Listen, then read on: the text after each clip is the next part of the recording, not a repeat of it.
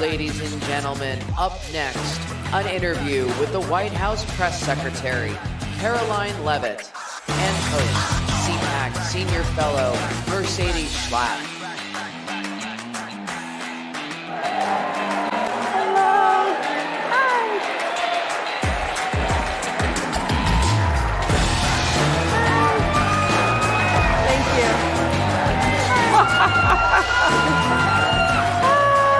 Thank you. Wow. Okay. All right, let's hear it for Karoline Leavitt. Thank you. Thank you. She's going to be doing the White House press briefing from the CPAC stage, right? No news. Sorry, guys. No way. All right. It's so great to have you here. Okay, so is this your first time at CPAC? This is not my first time at CPAC. In fact, last year when I was at CPAC, we were on the campaign trail with President Trump. Yep. I was doing Media Row, and I was pregnant with my child. I was wearing this big blazer, and now I have a 7-month-old baby, and we're at the White House. So it's been a good year. Well, for me, it's an honor to be with you and be able to interview you. I do feel like you're kind of like my kid's sister. And I do know that blondes have more fun because my younger sister is also blonde. But, I got to ask you, we're 31 days into this administration, this historic Trump administration. What's the president's mood? Jubilant, excited, exhilarated, and defiant. And the president is not backing down. We've seen judges in courts acting like judicial activists. We have Democrats who are hooting and hollering outside of empty federal office buildings because we want to simply cut fraud, waste, and abuse from our federal government. And we are not going to be deterred. The president will not be deterred. He is going to continue moving forward, delivering on the promises he made. And look at 30 days, the golden age of America has begun, and we're just getting started. All right, give an insight into, when you walk into the Oval Office, President Trump is there, he presses his button to get his Diet Coke, which is one of the coolest things, and then he sometimes will ask you, do you want one too? And so, you really don't say no, even if you don't like Diet Coke, guys, I'm sorry, you don't say no. But, true. when he comes to you and he says, Karoline, this is what we need to say, give us an insight as to one of those instances that you can recall that you were like, wow, okay, he's really in charge. We got to get this done. Yeah, every single day. The president, we joke. Every single day. He's he's the president of the United States. He's also the communications director of the White House because he dictates the message. He executes the agenda.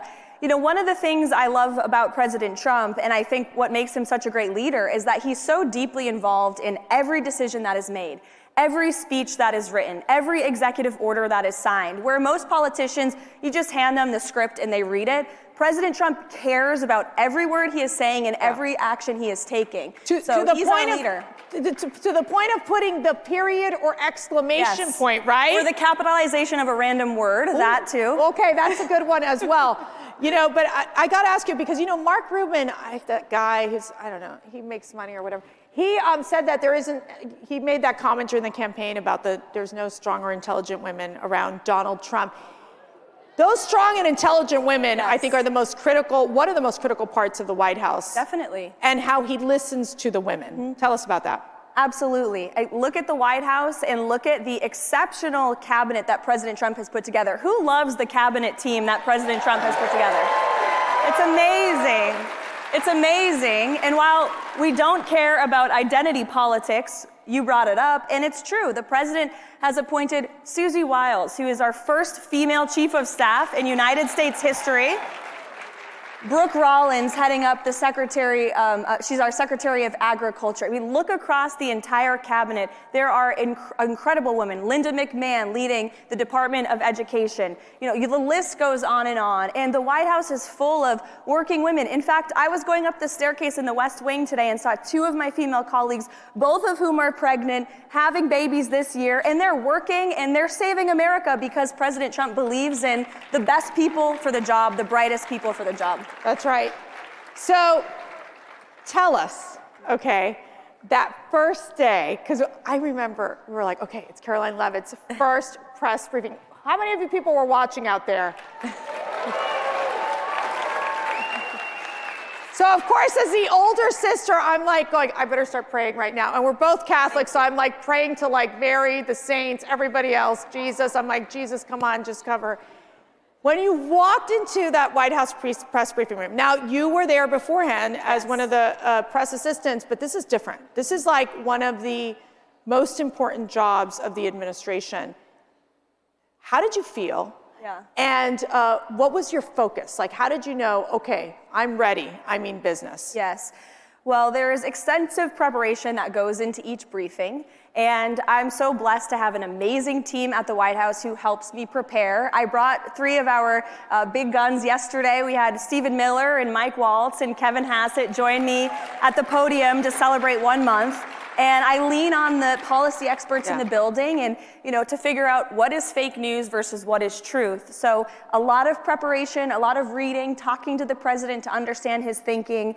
And then when I got to the podium, I realized the president is delivering on everything he said he was going to do, which makes my job as his spokeswoman easy because I'm not working for a politician who's lying and we have to spin. I'm working for a man who said things and he's delivering on those things every day.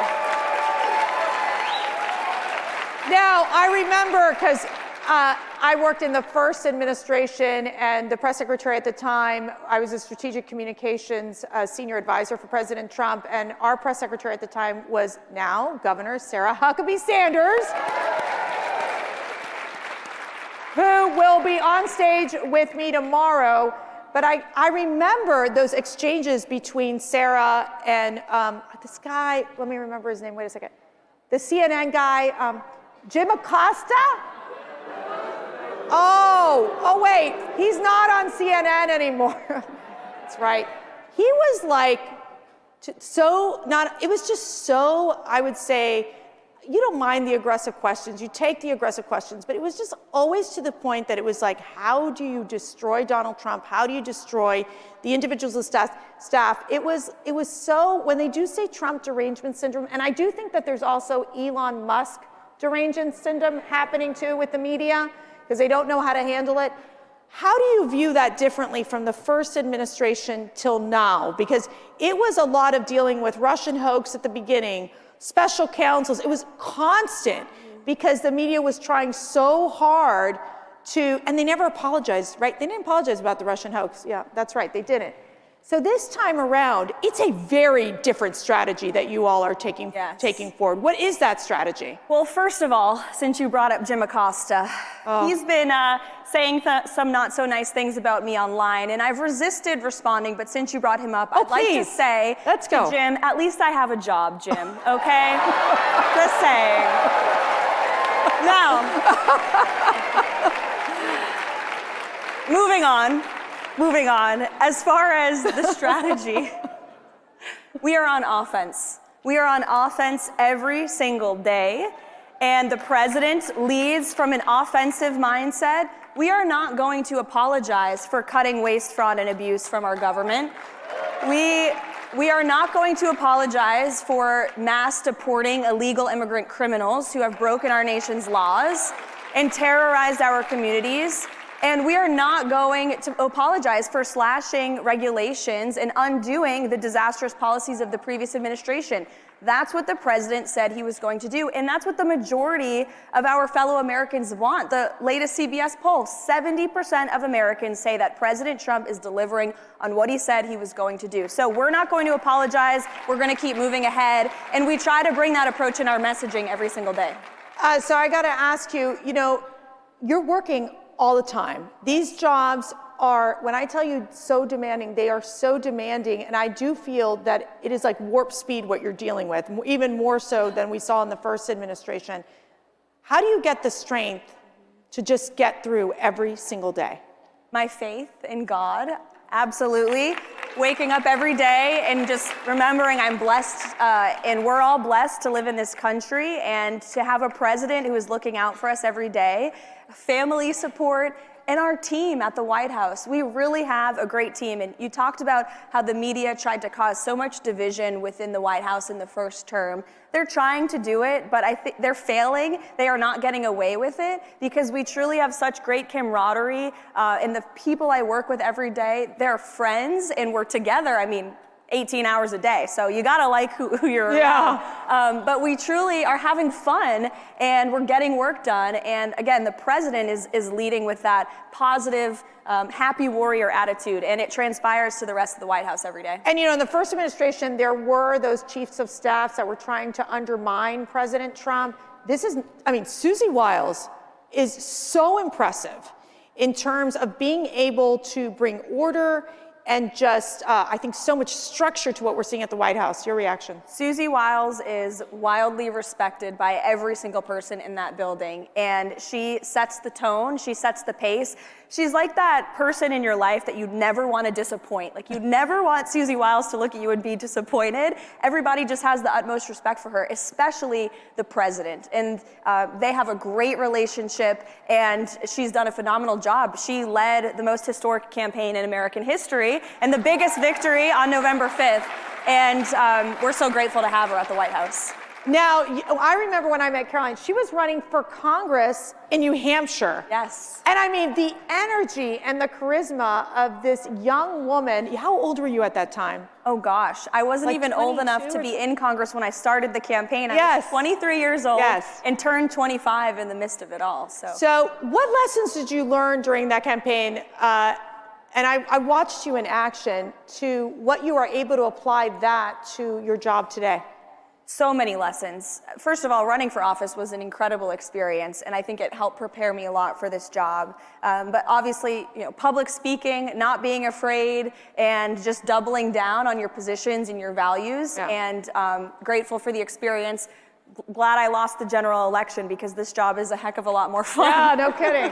Well, you realize something in life and you appreciate this. God has a plan, right? God has a plan for every single one of us. And, with disappointments that come in life, then come other great opportunities and great things. Okay, so let's talk about the Gulf of America.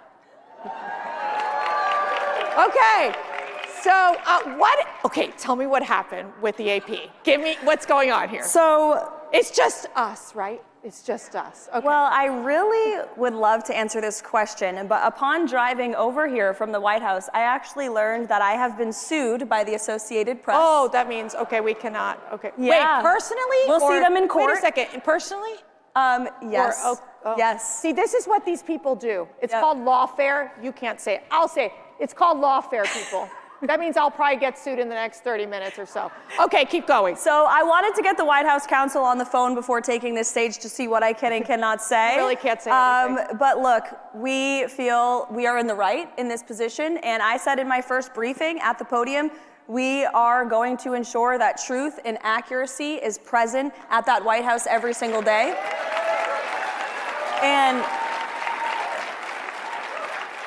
one of the changes that we made, President Trump ran a non-traditional media strategy on the campaign trail, and he owned it. And he did podcasts, the Theo Vaughn podcast, the Joe Rogan podcast. He went places that no other politician has ever wanted to go, and it helped him earn votes, it helped him earn support, and we wanted to continue that approach at the White House. So we've added the new media seat in the White House briefing room. That's been fantastic. Thank you. Yes. We are inviting podcasters and influencers and independent journalists who aren't constrained by this legacy media bias to join us. They deserve the privilege of covering the President of the United States just as much as any other legacy media outlet who has spewed lies about President Trump for years. Lies about President Trump, lies about the people who work for President Trump, lies against people like yourselves. This is what the media, so many in the media have done. I'm not saying all of them, because there are some good eggs out there for sure. But there is definitely the sense that they drove this narrative, that they pushed this leftist agenda. Didn't they forget to talk about Biden's mental decline for quite some time? Yeah. That was a narrative that they just ignored, I guess, the cover-up of the century. What were they doing? Sitting out there in the White House just like eating popcorn and going, yeah, why isn't he coming out to speak to us? And they didn't cover it. And I was so glad that Stephen Miller called out the press yesterday in the briefing. I'm not sure if you guys saw that. But he said many of the people in that room covered up Biden's mental incompetence, and he is right. And if you talk to these reporters off the record, that's the worst part about it. They won't report on it, but they will tell you off the record to your face that they knew Biden was incompetent, that the White House staff sometimes weren't showing up until noon, no work was being done, nobody knew who was in charge. We all knew the truth in this room, and they tried to tell us, don't believe your lying eyes. He's, has all this energy and spirit. It was always a lie, and shame on the media for peddling it. Ken, there's this thing called the press pool, and they walk. So President Trump, he's in the Oval Office with all of his executive orders, the blue binders, and there they bring in the press pool, and he loves it. He thrives on it. Tell me about those exchanges. I just feel like the press, they're really. I mean, I don't know if they can work these 24-hour cycles of President Trump's new administration. I mean, can they? They're exhausted. They're exhausted. Don't you think they should just take a vacation at this point because they just can't keep up? Well, we've signed 73 executive orders. Actually, the president was signing 2 more when I left the White House, so 75 executive orders. Quadruple the number of Barack Obama, double the number of Joe Biden in that same period of time. He is outworking every president ever, and the media can't keep up. But that first day, President Trump think about this, he was inaugurated, swore the oath of office, goes to the White House, sees his old office for the first time, the Resolute desk, and he says, let's invite journalists into one of the most intimate spaces of the American presidency in the Oval Office, and I'll take questions from them on any topic they want for more than an hour. This is the most transparent and accessible president we have ever had, despite what the media wants to say. So, you're a mom. I am. Isn't that fabulous? It's the best thing ever. It's the best thing ever. It is. And I will tell you, in my time at the White House, it was with Sarah Huckabee Sanders, Ivanka Trump, Kellyanne Conway, Brooke Rollins. Between all of us, we had 19 kids. I just, goodness gracious, a lot of kids. It's a huge sacrifice. It's a huge sacrifice. But you look at your son, Nico, and why are you doing what you're doing? For him and for all of the other children in this country, we have a country to save. And I want my son to grow up in a free and patriotic America that we can be proud of. And thank you. I try to remind myself of that. Thank you. Thanks. Thank you. Thank you. All right, one more question here. So yesterday I asked Vice President J.D. Vance. Yes. Who's great, by the way? Who loves our Vice President? I mean, seriously. The best. I asked him the question, what is your message to young men? There's a lot of young women out there, young girls who really admire you. I mean, in addition to being the youngest press secretary in history, really doing the work that you're doing and just being so strong while you're doing it. It's so admirable. Thank you. What's your message to these young women? Stay strong, speak the truth, and don't let anybody tell you you can't achieve your dream or you can't get to that next step. Just believe in yourself, because there will be a lot of people who don't believe in you, who cast doubt on you, who talk bad about you. Screw them. It doesn't matter. It doesn't matter. Ladies and gentlemen, Karoline Leavitt, your president.